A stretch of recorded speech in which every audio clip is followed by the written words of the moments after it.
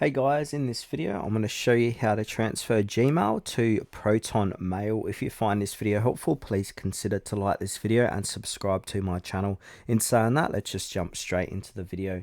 Okay, so first step is to head on over to mail.proton.me and sign into your account. Now, once we've signed into our account, we want to go ahead and click on the gear icon. Then from here, click into all settings.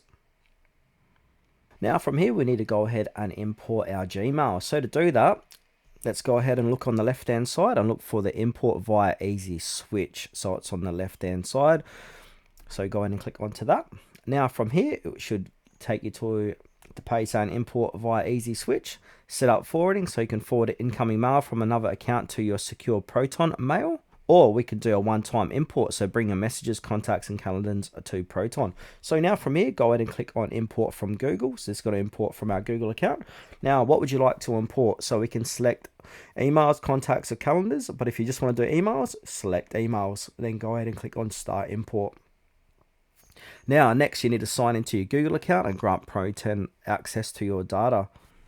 So now go ahead and click on that continue button. And now a little pop-up should appear. That's going to open up like so. Now from here, just go ahead and choose your Google account.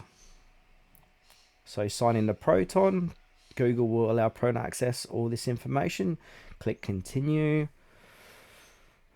Here we go. So check that box, view your email settings, view your email messages and settings. Click continue again.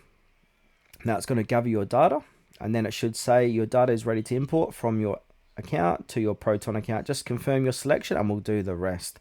So emails, so for the last 3 months you can customize this.